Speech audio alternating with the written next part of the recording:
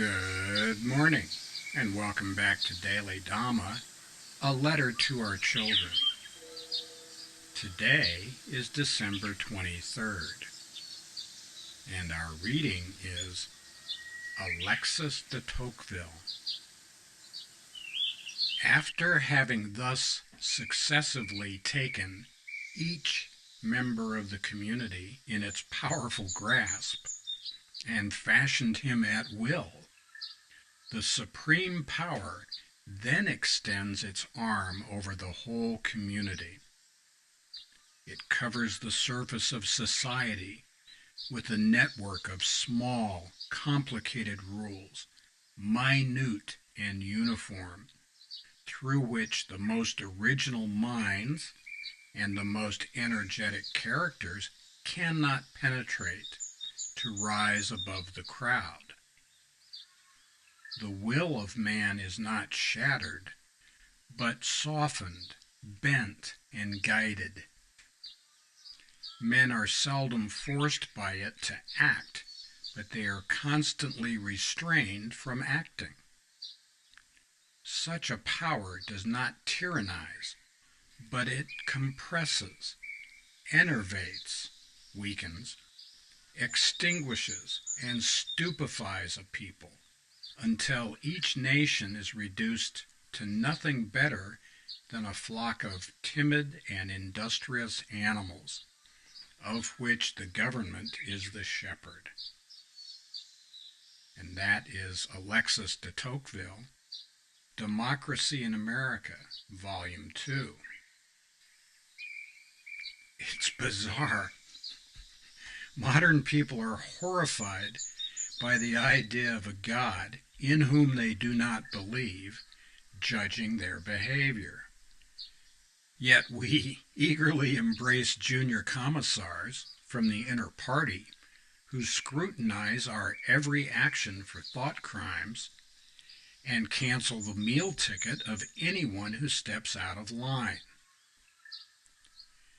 A piece of ancient Indian wisdom advises never to stand in front of a bureaucrat or in back of an elephant.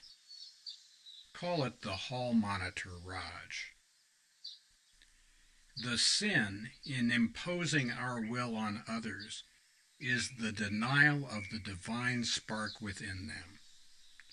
We cannot prevent governments from doing this, but we can restrain ourselves from doing it to others. Note: to enervate is to cause someone to feel drained of energy or vitality, to weaken.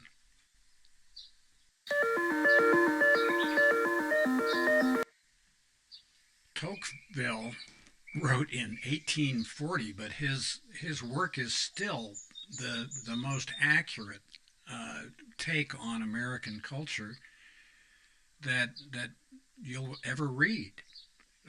I think he nailed it.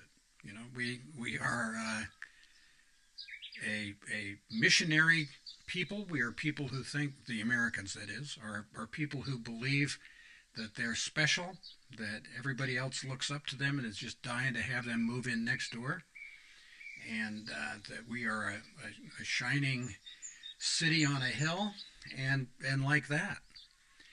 And it comes as a shock to Americans that people are not pining away for our wholesome companionship around the world. They're not.